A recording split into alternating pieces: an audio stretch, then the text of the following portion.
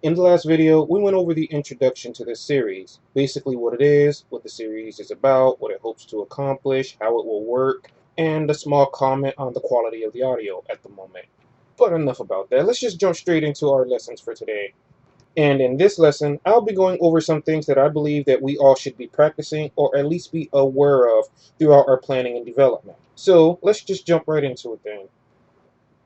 The first thing I want to mention is actually about when we work, or rather, waiting on work because of ideal work conditions. So, yeah, we'll call it that. Not waiting for ideal work conditions. And the reason I suggest this is because for a lot of your planning, you most likely won't need ideal work conditions. Now, I understand that we all have our preferred work environment, whether that be at your home or at your school during lunch or at your work during break or whatever. I don't know. I have my preferred work conditions, or rather, my preferred workplace, for example, home. But for a lot of the work you'll be doing within your development or even just your planning alone, you probably won't need the perfect environment to get some of your work done. For example, a lot of what we'll be doing in this series is mostly writing and some occasional drawing. And occasionally, now that I'm thinking about it, we will be doing some Photoshop work, maybe a little bit of 3D modeling, just a tiny bit, just to show some examples of certain topics, maybe some sound recording and sound design. But for a lot of what we'll be doing, we won't exactly need, perfect conditions. We won't actually need a silent environment. We won't exactly need perfect lighting. I mean, some lighting, of course. We're going to be doing a lot of writing, like I said. But perfect conditions is not necessarily necessary.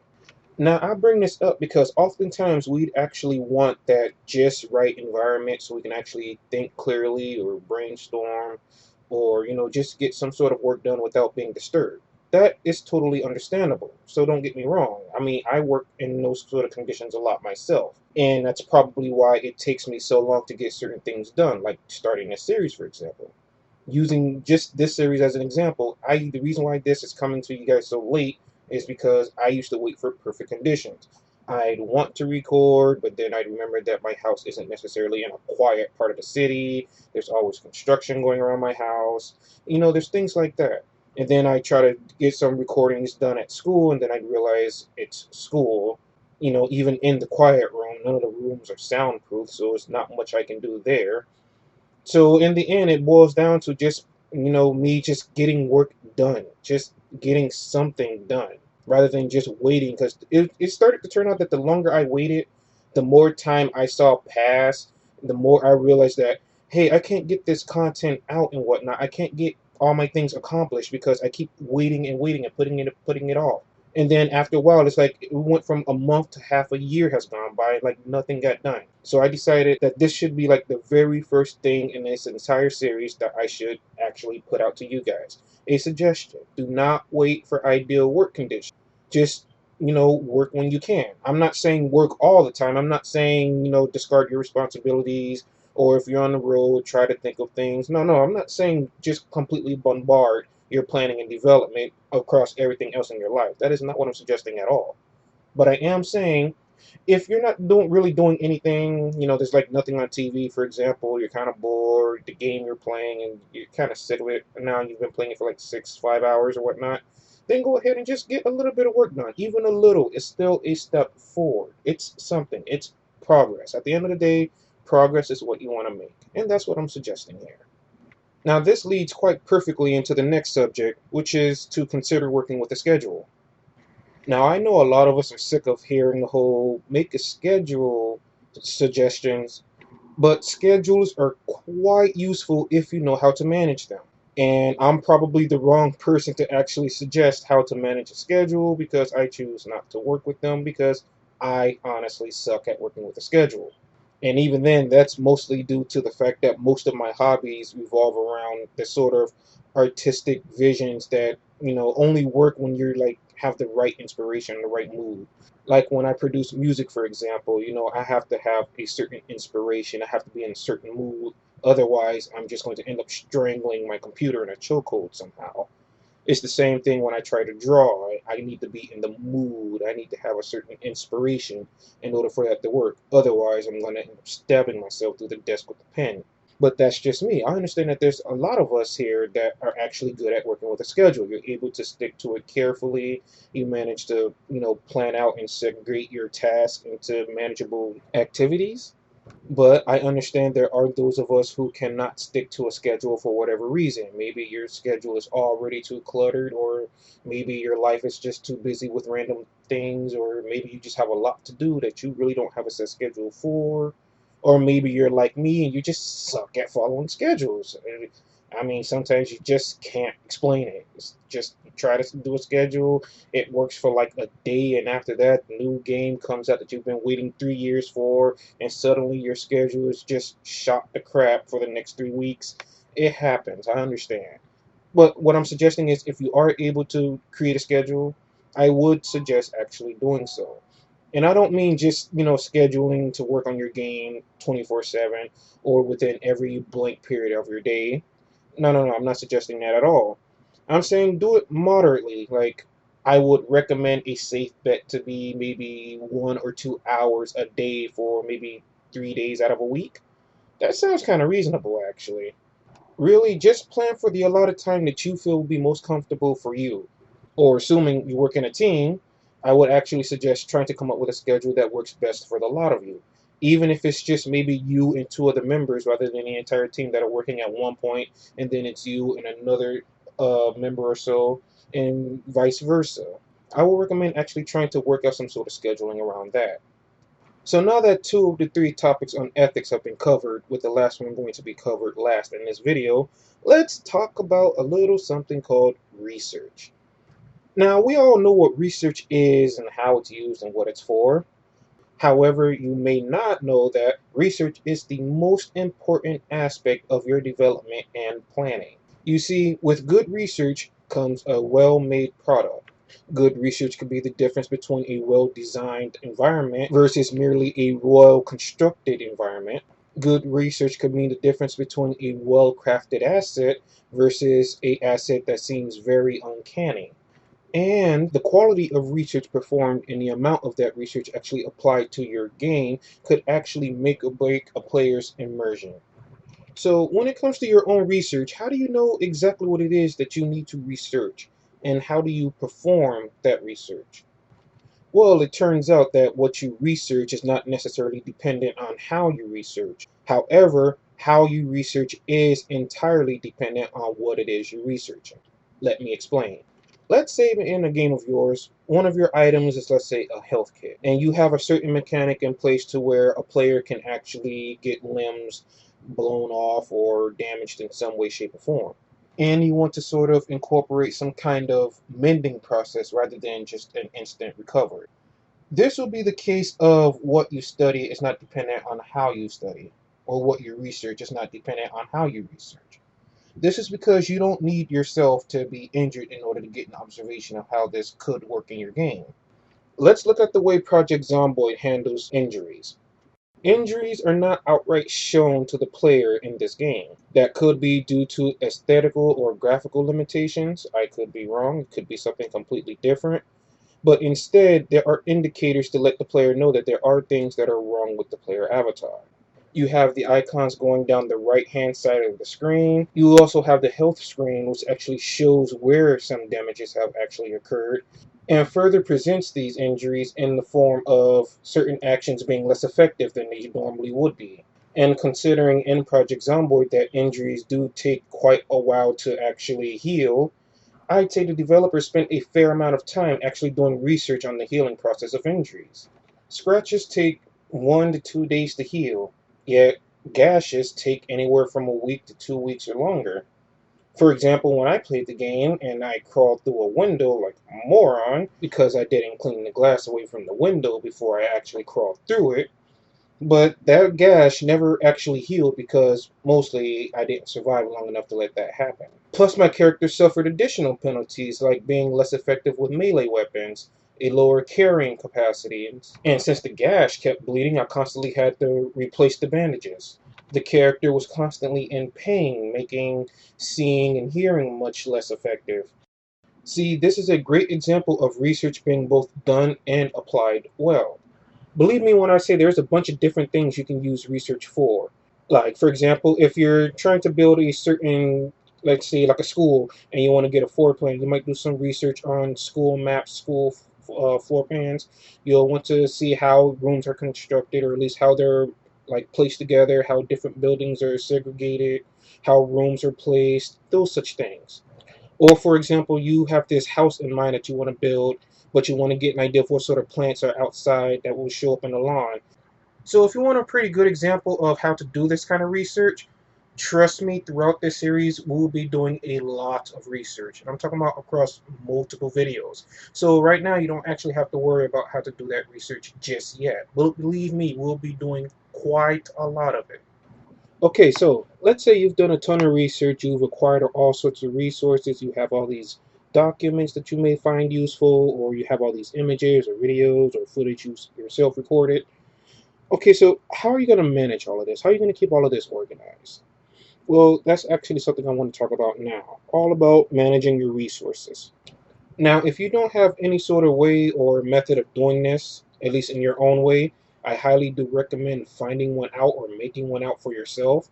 I really do recommend that you actually have some sort of method of keeping your resources all, organized. I have a fairly simple method of doing this. Basically, I keep my references segregated by first file type. This is of course separated by folders and then by subcategories. For example, I have an image folder. That's where all the different file types of images go. They're not separated by JPEGs in this folder or, bitmaps in this folder. No, no, no, no. I have all the images in this one folder, but there's also subfolders. For example, I have a folder for rooms. I have a folder for individual objects or object themes or objects that are alike or objects that are part of a set. I have another folder specifically for clothing and armor. Yes, I have those mixed together. I have another folder for weapons, not just guns or swords. Actually, yeah, both ranged and melee ranged in the same folder. I have another folder for vehicles. This is all vehicles, spaceships, cars, fighter jets, any submarines, anything you can think of as a vehicle, I have it in that folder. And then I have a folder labeled objects that I really don't know how to explain that one. Sometimes it's for objects that are randomly in the world, but that can also stretch as far as being a space station. I consider things within that range to be objects because I don't really know how to group them properly. Now that I'm thinking about it, maybe space stations should be in buildings because I have a folder specifically for that as well. But I don't know. I also have a MISC folder for things that don't really fit anywhere else, like UI templates or UI examples or things like, I don't know, audio wave files or like pictures of crashing waves, just random files that don't really have a set place for me to stick them. I also have another folder for plants. I have another folder for animals. I recommend that you have some sort of method of keeping these things organized. Now, videos I don't have much of, so I don't really have a folder for that, but I do have a documents folder. That folder is basically for documents that I have found or that I have created myself. Of course, I do keep those that I find and those that I create myself segregated as well, because that is very important. But for the documents I created myself, basically I have a bunch of subfolders like mobs or characters or item data, things like that. So yeah, I'm going to stress again, come up with a way to keep all of your references, all of your data as well, the things you create, organized. You're going to need all of that stuff to be easily accessible by both yourself and your team if you have one, or your future team, assuming you ever do decide to get one. While it is just a recommendation, it will benefit you and or your team definitely down the line. It's just something to keep in mind. So if you don't have a method already, or you haven't been using a method already, I highly recommend that you develop one quickly. So on to the next topic. Now this was going to be kind of weird to explain. It's not weird in a bad way. It's more like how to actually explain it without actually showing it outright to you as I explain it. But this topic is about playing games for study and not necessarily for the enjoyment. Now, you may say, hey, I play a lot of games and I do pay attention to what goes on in the game. But even if you are actually paying attention to the mechanics that you're engaging with, or you're paying attention to a sequence, or you're paying attention to audio or whatnot, or even just the environment design, are you really studying the game that you're playing? You see, the reason I ask is because playing for study should go beyond just the basic face value of what you think you should be paying attention to when you're playing a game. Like, do this gun sound like the way it should? Do these bullets act the way they do? When I point this gun at a character, do they die when I squeeze the trigger? Such things as that. But I believe that when you play for study, you should be looking at things much deeper than that. Now, I'm not saying disregard what I said before. No, that's still important. You're probably going to need that information if you actually are doing a study on gun mechanics. You will want your gun to sound as it should. You will want the damage to be what you believe it should be, or at least how you said it. You do want your gun mechanics to be, proper. But when you play for study, you want to look slightly beyond that, or more so. For example, let's say you're looking at shotgun mechanics and you're observing how those mechanics work in Call of Duty. Pick anyone you like. You may end up noticing how long it takes your character to actually draw that weapon when you aim it. In fact, you may even want to take note of how long it takes for that character to draw their gun when aiming with either a controller, let's say L trigger, or with a mouse and keyboard, let's say holding down right click. And you'll most likely make that comparison and you'll most likely call it, I don't know, draw time, I guess. But that may be something you'd actually want to pay attention to. Also, from times you shoot to how long it takes for that bullet to make an impact, whether that be on line of fire or if there's actual bullet physics where there's a physical bullet or a physical reference to that bullet that has to travel from point A to point B to reach its target. I know from the way it sounds that may seem like something very insignificant to pay attention to, but how you ultimately decide to implement those mechanics will determine how your players actually react to your game. Your players will notice. And maybe Call of Duty isn't the only game series you'd actually do this play for study with. You probably do it for Battlefield or Homefront or any other FPS or third person shooter you may come across. I actually do recommend trying out as many different games as you can that fits the mechanics or whatever it is that you're actually trying to study within that game.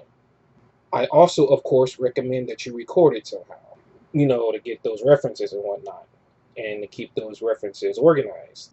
However, as I said before, this was kind of a weird topic to explain, but I did do a bonus video on how this process can go. Actually, I'm going to link it here, both on screen and in the description, so you can go right to it.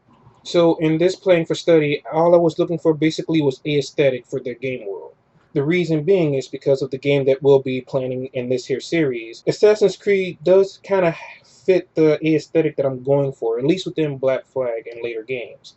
There's a certain sort of modern slash futuristic but very down to earth feel and visual that I'm aiming for here. So that's why I did more of a aesthetical playing for study. Regardless, I do recommend that you actually look at the next video, video 3, which is Concepts of the Concept book, because when you play a game for study, you kind of want an idea of your own game concept. You already want to know, or at least have in mind, what it is that you're aiming to make or develop. So I actually, in the next video, explain what we'll be building here, the actual concept. Now, we're going to start with the basic concept, but I'll get into that in the next video.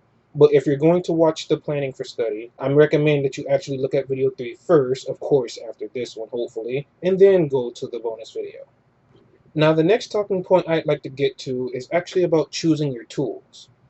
Let me mention up front now that the tools that you choose to use, you actually want to do a bit of research on. For example, which engine is best suited for the game you're trying to create? Or which imaging program best suits your needs for creating textures or bump maps or normal maps.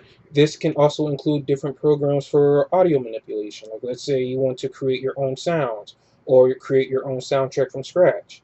These are just a few examples of things you want to research to see which best suits your needs and also the needs of your team if you have one. But there are other tools you'll want to consider throughout your planning process. For example, maybe you want to create a checklist of things you'd want to get around to working on towards your development. I personally use a checklist app, and I don't only use it for planning certain aspects of my games or making a list of different aspects of my games. I also use it for this here YouTube series. In this very video, for example, each talking point I made, I also have in a checklist. I have them ordered in the way that I need them to be spoken of, so that way when I get around to them, I actually know exactly where I left off. So when they're done, I can just check that off the list and Yeah, it's actually a good management system, and it's something I'd actually recommend that you do as well. You don't have to for this series, but it is something I would recommend doing because, well, for me, it is actually quite effective. Also, you may want to choose some of your tools by the way you intend on handling certain tasks within your planning or development. Like, for example, how you'll handle written data for, let's say, an item versus a dialogue tree. You might want to use different programs for that. Like, let's say for item data, you might want to use, I don't know, maybe Microsoft Excel. Or for a dialogue tree, maybe you want to use Microsoft Word or some other program. Or maybe you'd even use Visio to actually plan out your dialogue trees. That's actually something I'd recommend. So, yeah. Or still going off the dialogue tree example, you can even use Flash. At least that way you can actually plan different, like slides, different frames that you can have different options in, and you can better map out how each option leads to each other option. It's something to consider, especially since Flash does allow scripting, since you'd be able to use that feature to your advantage. Let's say plan certain mechanics within Flash that you can later implement into your actual game. Lastly, let's talk about criticism, or more specifically, how we as developers should actually handle criticism. Most of us may have already come across stories about certain developers who have had very bad reactions to criticism. Now, I'm not going to try and massage how to actually handle this sort of situation by simply saying just handle it maturely, just brush it off your shoulders. Even though that technically is what I'm going to say, but I actually have reason behind it. You see, as a fellow artist and as a fellow developer, I understand what it's like to have your work criticized, especially poorly. And I understand that at least when someone tells me that, for example, my art or my writing sucks, yeah, I actually do get to that boiling point. But when you're actually developing for a medium or for any sort of audience outside of just something you're doing only for you, you have to handle criticism in a very specific way, or at least on a very generalized way, on a professional manner. For example, it's not going to matter how good your game is or how good your product is. If you handle the way you get your criticized very, very poorly, no matter what sort of criticism it is, people are going to like distrust you as a developer. They're going to distrust your product. They're not going to recommend your product all because of how you market your service. And please don't let anyone tell you otherwise, that how you handle criticism has nothing to do with how you market your product. How the product maker, how that developer responds to the customers, that's actually extremely, extremely important. A personal example of mine would be a few years ago, like let's say back in high school, I used to take criticism very, very harshly. Like, I didn't want people telling me that I needed to improve on this aspect, or the way I draw this sucks, or the way I wrote this sucks. I would snap at people. I would get very frustrated. I would get very angry. I would be very vocal about it. And then it turns out people wouldn't want to commission you anymore. People wouldn't want you to be on their class projects. It's the same way in the game industry. As a matter of fact, it's the same way in any industry. If you're a content creator or you're a service provider of any sort, how you handle that criticism is going to reflect how you conduct your business. Let me give you another example. There's a certain VST, virtual instrument, that I use when music making, and I will consider it one of the best on the market. It's one of the best synthesizers out there, in my opinion. It really is. But considering how they conduct their business when marketing this product, or how they deal with just general support issues with people who have lost, let's say, their license keys or whatnot, the way it is handled is so bad. Even I kind of don't want to use it anymore, just out of not supporting that kind of business practice. That's not the way you should treat your audience. That's not the way you should treat your customers. You don't just snap at them saying, "Oh, we think you're a thief because you're saying that you need a replacement key because you bought a new computer, because your key can only be used once." That's kind of unfair to the customer. With that aside, I've actually scrubbed through that support site, and it didn't matter what sort of criticism it was. It didn't matter if it was negative or positive. It didn't matter if it was just general, sincere, "I need help because I have this issue with the product." They were just, "Okay, you're going to get your account suspended. We're not going to refund you your cash. We don't believe you." Even when the person presents proof, like a receipt, things like that. And it's like, why? I don't understand. Why are you reacting to your customer, to your audience in this manner? It does not reflect well on your product. You have one of the best products out there, and more people are turning away from your product. More and more people are starting not to use your product. Matter of fact, even when I go through YouTube nowadays, I've seen so little of that VST now. And a few years ago, I used to see it everywhere. It was everywhere, and like every, or at least most music production videos I saw on YouTube. And now I hardly see that instrument ever. Even if people already have it, you know, how you conduct your business with others, people are still going to take notice. And in the game industry, the way you handle criticism will work literally no differently. How you address your criticism, how you address your audience, how you address your customers, how you present your service, whether that be the product, the service itself, or how you respond to people who are using your product or your services. People will see it. And once people see it, there will be no way you can actually retract that. I mean, if you look at some of the negative things that have come across with criticism in the gaming industry these days, you will see it even from AAA developers or from indie developers, where they get a bunch of criticism.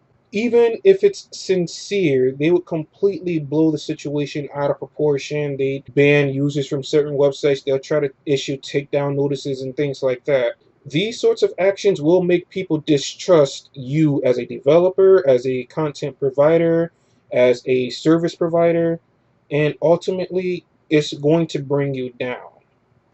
And for examples of this, you don't really need to take my word for it. If you scrub through even just YouTube alone or through Google, you will find dozens, if not hundreds, of examples of developers or service providers who have received negative feedback, negative criticism, whether it be sincere or otherwise, and completely blow them out of proportion. And then people end up distrusting that service, distrusting that person, and then it's going to not work out in that person's favor. It's not going to work out in that dev's favor, that content provider's favor. It's just not. Unless you're already a monopoly, it's not going to work out in your favor. So then, how exactly would we go about addressing criticism, whether it be sincere or otherwise? Well, let's look at an extreme example. Let's say you received criticism like this about your game. As much as I hated Aliens, Colonial Marines, and Ride to Hell Retribution, they're still much better than your game. At least there's actual gameplay. What has been released is not, in any way, what I would call a game. What I played was not only a literary mess, but a snooze fest. It was the most unfun thing I have ever played. And you're not sure how to exactly address this. Well, my recommendation requires that you actually set aside your pride, which will take a hit. I mean, it surely would for me. If someone said these sorts of things about a game I made, my pride would definitely take a hit. But on a professional level, I would actually go about dealing with this in the way of responding in a calm and mature manner. For example, if someone says, "You spam the shit out of the enter key for hours on end, and sometimes, very rarely, you might get to use the up and down arrow keys and then go back to spamming the enter key. Even the typical visual novel game doesn't do something that lazy. What level of effort really went into this game?" Then I would respond with, could you please be more specific in what issues you have with the controls? Is there any way you feel these controls can be improved?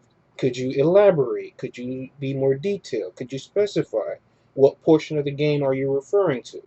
You see, when you ask questions like these or respond in this sort of way to your criticism, it gives your audience, your customers, the impression that you're willing to work with them. That is always a plus. In fact, your audience and or customers will be more likely to support you if you're actually willing to work with them to improve your service or product, especially from their feedback, because this also gives the added impression that you're willing to tailor your service or product to their needs, to their desires, what they want from you. And this is the kind of response that I recommend you give even when you get the harshest of criticism. Like if someone were to say, "This is seriously the worst game ever made. This game doesn't even deserve to be called a game because it's simply an insult to everything a game should be," I still recommend giving them the same calm, respectful response. Sir or ma'am, could you be more specific? Could you tell me what your problem is specifically? Could you narrow down which portion of the game are you having this issue with? Or is it this part of the service? Is there something you feel that there should be, how this should be changed? What is your recommendation, sir or madam? Or however you wish to address the individual, or the audience, or customers as a whole, if you need to. Just keep in the back of your mind that your product or service has just an equal chance of screwing you over just as well as your actions can. If you want to pursue an actual career in game design, you want to go to work for BioWare or CD Projekt Red, having your own successful game would be a great thing on your resume. But what's the first thing they're going to do? Look at reviews? See what people think of the game? Also, the audio used here is actually courtesy of The Dishonored Wolf, where he was actually responding to criticism from a certain indie developer. I actually recommend that in the context of this particular talking point that you actually do take a look at all the videos that are related to that. I will link to this one specifically, but I would recommend that you start from the actual beginning of where this whole situation with him and a developer named Clay started. That will also be linked in the description.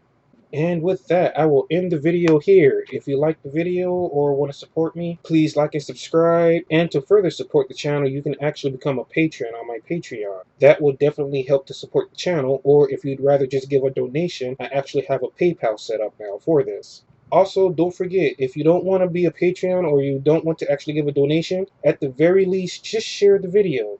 That is the biggest way non-financial backers can actually help support this channel. I do hope you enjoyed the material in this video. I really do hope that this information is beneficial to you and your team if you have one. And most of all, I hope to see you in the next video. See you next time.